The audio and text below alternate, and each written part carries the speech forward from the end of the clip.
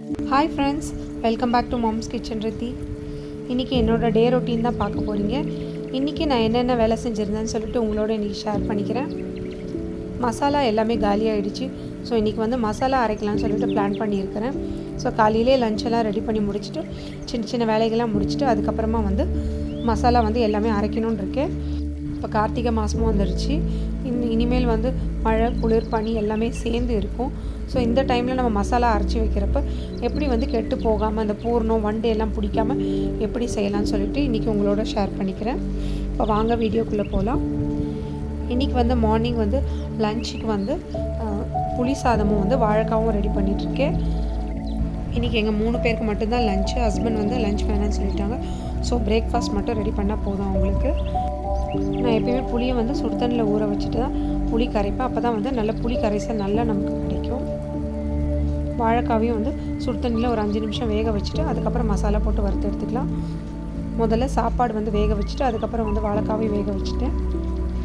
நம்ம காலையில் அவசரமாக வேலை செய்கிறப்போ முதல்ல என்னென்ன வேக வைக்கணுமோ அது எல்லாத்தையும் நம்ம ஃபஸ்ட்டே வேக வச்சு எடுத்து வச்சுக்கணும். அப்போ தான் கரெக்டாக டக்குன்னு சீக்கிரமாக வேலை முடியும். ஃபஸ்ட் நான் புளியை கரைச்சிட்டேன் பாருங்கள். வாழைக்காவும் வெந்துருச்சு. ஒரு பக்கம் சாப்பாடும் ரெடி ஆகிடுச்சு. வாழைக்காவை எடுத்து வச்சுட்டு அதுக்கப்புறம் சாப்பாடும் வடிச்சிட்டேன். இப்போ புளியை கரைச்சி மஞ்சத்தூள், உப்பு போட்டு வச்சுட்டேன். இப்போ புளியை தாளிப்பு சேர்த்துக்கலாம் புளி குழம்புக்கு. இப்போ கடுகு, உளுத்தம்பருப்பு, கொஞ்சம் கருவேப்பிலை, 2 காஞ்ச மிளகா இதெல்லாம் சேர்த்துட்டு புளி கரைச்சி சேர்த்துட்டு இது நல்லா சுண்டி வந்த பிறகு நம்ம புளியோதரை பொடியை சேர்த்துக்கலாம். அதுக்குள்ளே வாழைக்காக்கு மசாலா தடவி வச்சிடலாம். அப்புறம் மிளகாத்தூள், மஞ்சள் தூள், உப்பு இந்த 3 தான் இன்றைக்கி சேர்த்துருக்கேன். இஞ்சி பூண்டு பேஸ்ட் கூட சேர்ப்பேன் நான். இந்த மசாலா வாழைக்காவில் நல்லா தடவிட்டு ஒரு 10 நிமிஷம் அப்படியே ஊறட்டும். அதுக்குள்ளே பிரேக்ஃபாஸ்ட் ரெடி பண்ணி கொடுத்துட்றேன். இன்றைக்கி தோசை தான் ஊற்றி கொடுக்குறேன். புட்டு செய்யலான்னு இருக்கேன். ஸோ இது புட்டு சீக்கிரத்தில் சாப்பிட மாட்டாங்க, லேட் பண்ணிக்கிட்டே இருப்பாங்க, ஸ்கூலுக்கு லேட் ஆகிடும். அதனால் சொல்லிவிட்டு பசங்களுக்கு தோசை மட்டும் இப்போ ஊற்றி கொடுத்துட்றேன். புட்டு இருந்ததுன்னா நான் ஈவினிங் அதை வச்சுட்டா கூட குழந்தைங்க சாப்பிடுங்க. ஈவினிங் டைமில் தான் கொஞ்சம் பொறுமையாக சாப்பிடுவாங்க. அதனால் காலையில் மார்னிங் அவசரமாக கிளம்புறதுனால தோசை ஊற்றி கொடுத்துட்டேன். எங்கள் புளி நல்லா சுண்டி வந்துடுச்சு. இது மாதிரி நல்லா கரைஞ்சி நல்லா சுண்டி வந்த பிறகு நம்ம புளியோதரை பொடி ஒரு 4 டேபிள் ஸ்பூன் போட்டு நம்ம இறக்கிட்டோன்னா நல்லா டேஸ்ட்டாக இருக்கும். ஒரு 2 நிமிஷத்துக்கு நல்லா மிக்ஸ் பண்ணிவிட்டு இறக்கிடணும்.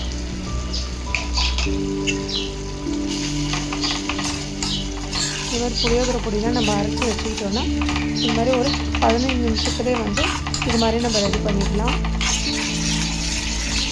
இது மாதிரி ரெடி பண்ணி 1 மந்த்துக்கு ஸ்டோர் பண்ணி வைக்கலாம். நான் எப்பயுமே ரொம்ப ஸ்டோர் பண்ண மாட்டேன். இப்படி ஸ்டோர் பண்ணக்கூட 1 வீக்கில் அதுக்குள்ளே அதை காலி பண்ணிவிடுவேன்.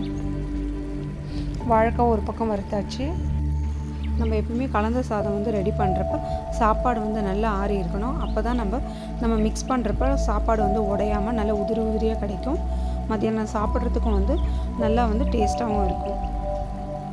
எங்கள் 3 பேர் கலர்ன பிறகு மீதி கொஞ்சம் இருந்தது. இதை அப்படியே எடுத்து நான் ஒரு பாக்ஸில் போட்டு வச்சுட்டு ஃப்ரிட்ஜில் வச்சுட்டோன்னா இந்த 1 வீக்குள்ளே இல்லை நெக்ஸ்ட் வீக்குள்ளே நான் இதை காலி பண்ணிவிடுவேன். லஞ்ச் பேக் பண்ணி பசங்களையும் ஸ்கூலுக்கு அனுப்பிச்சாச்சு. இப்போ எங்களுக்கு இப்போ ரெடி பண்ண போகிறேன் டிஃபனு. ஸோ இன்றைக்கி ராகி மாவு இருந்தது. கடையில் வாங்கின மாவு தான் இது. 1 கப்பு எங்கள் 2 பேருக்கு 1 கப்பு எடுத்திருக்கேன். இந்த ராகி மாவில் நல்லா கொதிக்கிற தண்ணியில் கொஞ்சம் கொஞ்சமாக ஊற்றி மிக்ஸ் பண்ணணும். அப்போ தான் சீக்கிரமாக சாஃப்டாக இருக்கும், சீக்கிரமாகவும் வெந்துடும். இந்த ராகி மாவு நம்ம இப்போ சுடுதண்ணிலே போட்டு மிக்ஸ் பண்ணுறதுனால இதுலேயே கொஞ்சம் நல்லா வெந்துடும். கொஞ்சம் மாவு சாஃப்டாகவும் இருக்கும்.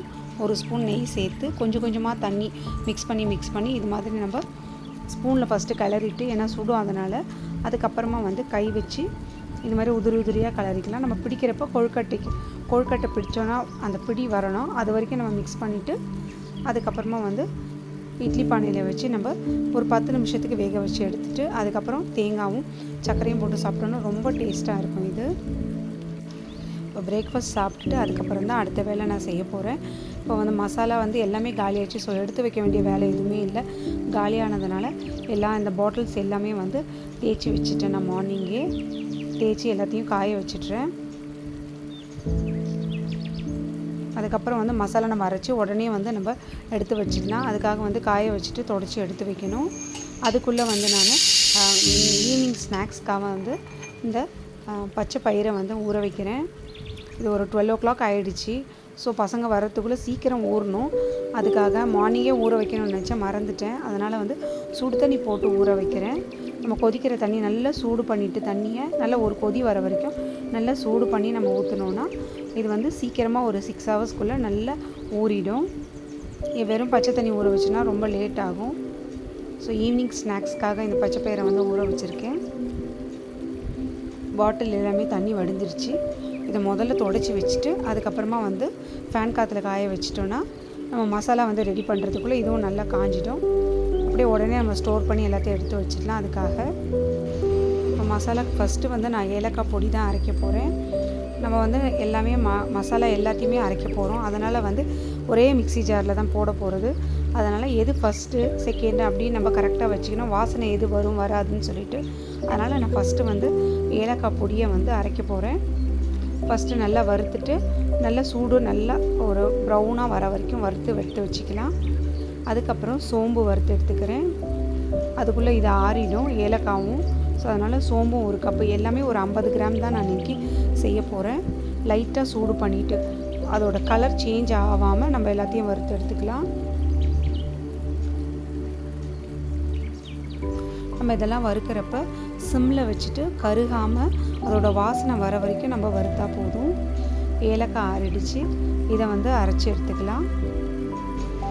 நம்ம ஒரு 2-3 சுற்றுலேயே வந்து நல்லா அரைஞ்சிடுச்சு தூள்.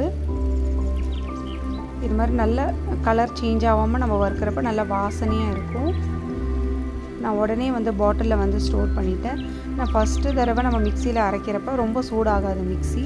ஸோ வந்து இதை நான் உடனே வந்து போட்டு மூடி வச்சுட்டேன். அப்போ தான் ஏலக்காய் பொடி நல்ல வாசனையாக இருக்கும். ஆற விடாமல் நான் வந்து பாட்டிலில் ஸ்டோர் பண்ணி வச்சுட்டேன்.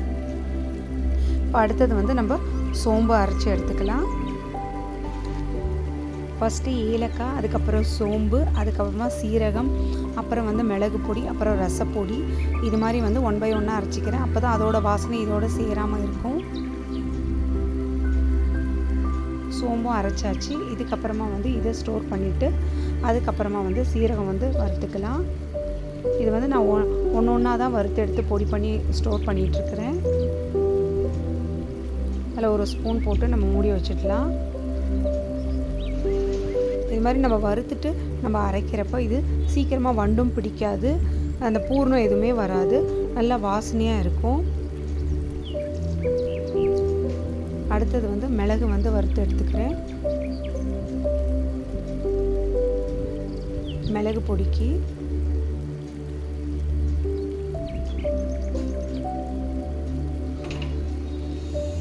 இதுவும் ஆற வச்சுக்கலாம்.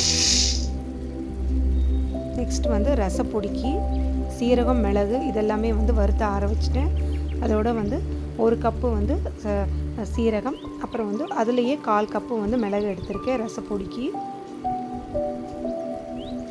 50 கிராம் சீரகம்னா 25 கிராம் வந்து மிளகு. இதையே நல்லா வந்து லைட்டாக வறுத்துட்டு ஆற வச்சுருக்கேன். இப்போ வந்து ஃபஸ்ட்டு நம்ம சீரகத்தை வந்து பொடி பண்ணிக்கலாம். அடுத்தது மிளகு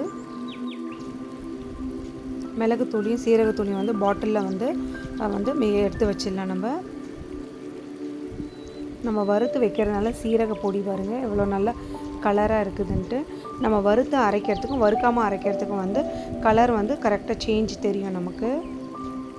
நான் ஃபஸ்ட்டெல்லாம் வந்து சீரக பொடி வறுக்காமல் தான் செய்வேன். அந்த அளவுக்கு கொஞ்சம் வாசனையாக இருக்காது. நான் லைட்டாக நம்ம வறுத்துட்டு வந்து அரைக்கிறப்ப நல்ல வாசனையாக இருக்குது. நான் இப்போ ரசப்பொடிக்கு வந்து வெறும் மிளகு சீரகம் மட்டும்தான் சேர்த்து அரைக்கிறேன். தனியா, பருப்பு இதெல்லாம், கருவேப்பிலை இதெல்லாம் வறுத்துலாம் எதுவுமே அரைக்கலை. அது மாதிரியும் அரைக்கலாம். நான் அது மாதிரி செய்கிறதுக்கு நான் வந்து ரொம்ப அது மாதிரி விருப்பப்பட மாட்டாங்க வீட்டில். அதனால் வந்து இது வெறும் மிளகு சீரகம் மட்டும்தான் போட்டிருக்கேன். அது மாதிரி செய்கிறப்ப நான் வந்து ஃப்ரெஷ்ஷாக அரைச்சி அப்போவே வந்து செஞ்சுக்குவேன். ரசப்பொடி வந்து ஒரு 2 நிமிஷம் வந்து ஆற வச்சுட்டு அதுக்கப்புறம் தான் வந்து பாட்டிலில் ஸ்டோர் பண்ணுறேன். நம்ம வந்து சூடாகவே ஸ்டோர் பண்ணிட்டோன்னா கொஞ்சம் ஈரம் வந்து சேர்ந்துடும் நம்ம மூடி வச்சிட்டோன்னா. அதனால் நல்லா ஆறின பிறகு தான் இதை சேர்க்குறேன்.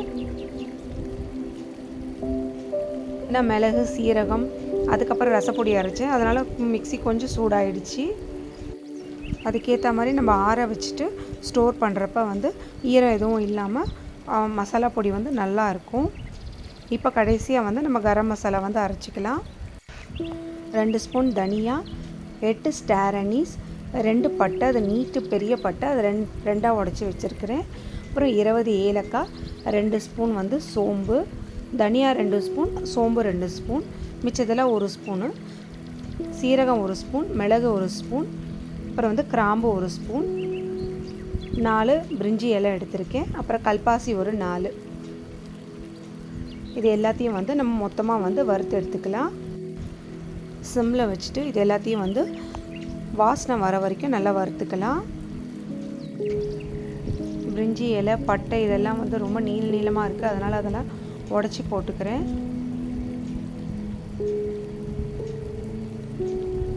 வறுக்கிறப்பவே ரொம்ப நல்ல வாசனையாக இருக்குது. நல்ல வாசனை வரப்போ நம்ம இறக்கி ஆற வச்சிடலாம். நட்ஸ் பவுடரும் வந்து காலியாகிடுச்சு. ஸோ அதையும் வறுத்துக்கலான்னு சொல்லிவிட்டு அதையும் வறுக்கிறேன். 1 கப்பு பாதாம் எடுத்திருக்கேன், அதே மாதிரி 1 கப்பு முந்திரி, இதெல்லாம் நல்லா சூடு பறக்க வறுத்து எடுத்துக்கலாம்.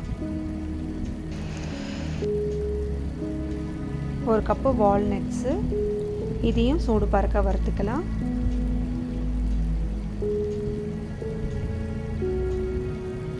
அதுக்கப்புறம் 1 கப்பு வந்து பம்கின் சீட்ஸு, அப்புறம் 1 கப்பு வந்து சூரியகாந்தி சீட்ஸு, இது ரெண்டுத்தையும் ஒன்றா சேர்த்து வறுத்துக்கலாம்.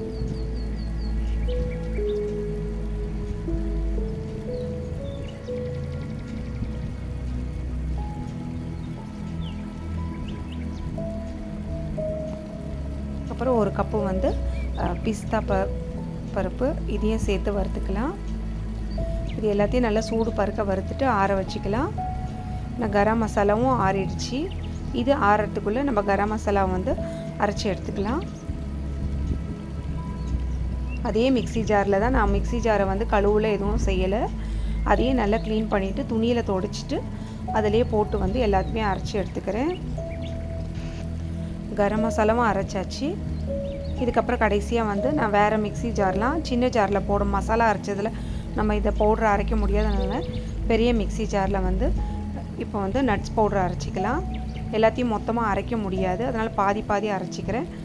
நம்ம இது மாதிரி பாதி பாதி போட்டு அரைக்கிறப்ப எல்லாத்துலேயுமே வந்து பாதி பாதி சேர்த்துக்கணும். மொத்தமாக வந்து முந்திரி, பாதாம், பிஸ்தான்னு போட்டு அரைக்கக்கூடாது. அது மாதிரி அரைச்சோன்னா வந்து எண்ணெய் அப்படியே இதுலேருந்து வரும் பாதாம் முந்திரியிலலாம்.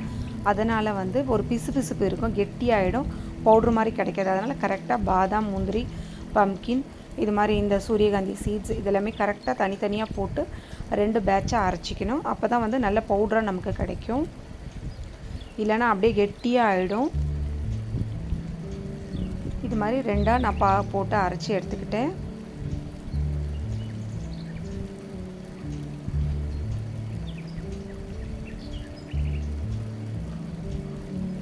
இது எல்லாத்தையும் ஒன்றா சேர்த்து மிக்ஸ் பண்ணிக்கலாம். கொஞ்சம் கெட்டியாக இருக்கிறதெல்லாம் உடச்சி விட்டுக்கலாம்.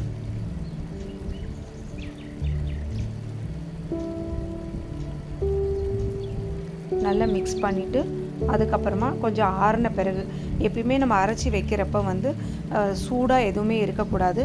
அப்படியே நம்ம போட்டு ஸ்டோர் பண்ணி வைக்கிறப்ப லைட்டாக தண்ணி விடும். அப்புறம் அந்த தண்ணி விடுறப்ப தான் நமக்கு புழு அதெல்லாம் வரும், பூச்சி சீக்கிரம் வண்டு எல்லாம் பிடிக்கும். அதனால் நம்ம நல்லா ஆற வச்சுட்டு அதுக்கப்புறமா வந்து பாட்டிலில் போட்டு நம்ம டைட்டாக நம்ம மூடி ஸ்டோர் பண்ணி வச்சோன்னா நல்லா பொருள் வந்து நல்லா இருக்கும். எப்பயுமே நமக்கு அது காலியாகிற வரைக்குமே நல்லாயிருக்கும். கரம் மசாலையும் பாட்டிலில் ஸ்டோர் பண்ணி வச்சிடலாம். நம்ம எப்போயுமே வந்து மசாலா போடுறப்ப அதில் 1 ஸ்பூன் போட்டுடணும். ஏன்னா அதுக்கு தனித்தனியாக 1 ஸ்பூன் போட்டு வச்சுட்டா தான் கரெக்டாக இருக்கும். நல்லா டைட்டாக நம்ம மூடி வச்சிட்டோன்னா நல்ல வாசனை வந்து அப்படியே இருக்கும். இந்த நட்ஸ் பவுடர் வந்து 2 பாட்டில் வரும். நான் ஒரு கப்பு தான் போட்டு அரைச்சேன். பாருங்கள், எல்லாமே அந்த குவான்டிட்டியில் நம்ம போட்டு அரைக்கிறப்பவே இது 2 பாட்டில் கிட்ட வரும். 1 மந்த் கிட்ட இது சரியாக இருக்கும். தினமும் இதை வந்து குழந்தைங்களுக்கு பாலில் ஊற்றி பாலில் வந்து கலந்து கொடுத்தோன்னா ரொம்ப நல்லது. மார்னிங் கொடுக்குறப்ப ஒரு பாட்டில் யூஸ் பண்ணுறதுக்கு நான் வெளியிலே வச்சுருப்பேன். இந்த பாக்ஸை வந்து எடுத்து நான் ஃப்ரிட்ஜில் வச்சுடுவேன்.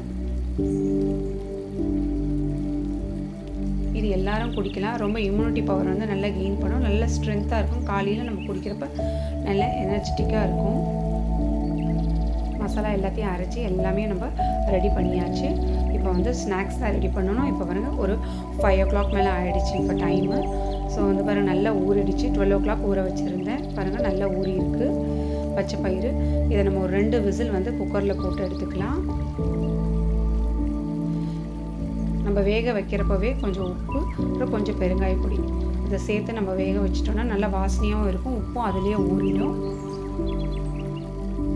2 விசில்லையே பாருங்கள் நல்லா வெந்துடுச்சு. அதில் கொஞ்சம் வெங்காயம், கொஞ்சம் கேரட்டு, அப்புறம் கொஞ்சம் பெப்பர், கொஞ்சம் கொத்தமல்லி தூவி நம்ம மிக்ஸ் பண்ணி கொடுத்தோன்னா குழந்தைங்க வந்து நல்லா சாப்பிட்டுடுவாங்க. நல்லா ஃபில்லிங்காகவும் இருக்கும். வீக்லி ஒன்ஸ் இதை கொடுத்தோன்னா ரொம்ப நல்லது குழந்தைங்களுக்கு. மசாலா எல்லாமே பாட்டிலில் வந்து ஃபில் பண்ணி வச்சாச்சு. இப்போ வந்து மீதி இருக்க பாட்டில்ஸில் வந்து சோம்பு, சீரகம், மஞ்சத்தூள், சாம்பார் பொடி இது எல்லாத்தையும் வந்து போட்டு வச்சிடுறேன். நமக்கே தேவைப்படுறதுக்கு எடுத்துக்கிறதுக்காகவே இது மாதிரி பாட்டிலில் நான் போட்டு வச்சுடுவேன். மசாலா டப்பாலையும் இருக்கும். மீதி இருக்கிறது எல்லாமே இது மாதிரி பாட்டிலில் வந்து நான் ஸ்டோர் பண்ணி வச்சுடுவேன். இன்றைக்கி மசாலா அரைக்கிற வேலை எல்லாமே ஒரு ½ a dayலேயே இன்றைக்கி முடிச்சுட்டு, நமக்கு மசாலா இது மாதிரி காலியாக வரப்போ ஒரேடே நம்ம எல்லாத்தையும் அரைச்சி வச்சுக்கிட்டோன்னா வேலையும் கொஞ்சம் சீக்கிரம் முடிஞ்சிடும். அதுக்கப்புறம் அடிக்கடி அரைக்க வேண்டிய வேலை இருக்காது. இது எல்லாத்தையுமே இப்போ நம்ம எடுத்து அரேஞ்ச் பண்ணிடலாம். நான் போன வீடியோலேயே சொல்லியிருப்பேன், இதெல்லாம் ரீயூஸபிள் பாட்டில் தான். கொஞ்சம் மூடி எல்லாமே கொஞ்சம் பழசாயிடுச்சு. அதுக்கப்புறம் தான் பாட்டில்ஸ் மாற்றணும். இப்போ அரேஞ்ச் பண்ணி வச்சுடுறேன். நம்மளுக்கு விசிபிளாகவும் இருக்குது, நல்லாவும் இருக்கும். எது எது இருக்குது இல்லைன்றது டக்குன்னு வேலை செய்கிறப்ப நம்மளுக்கு தெரியும். இந்த வீடியோ கண்டிப்பாக உங்களுக்கு பிடிச்சிருக்குன்னு நினைக்கிறேன். பிடிச்சிருந்தால் லைக் பண்ணுங்கள், மறக்காமல் சப்ஸ்கிரைப் பண்ணுங்கள். நெக்ஸ்ட் வீடியோவில் பார்க்கலாம். தேங்க்யூ.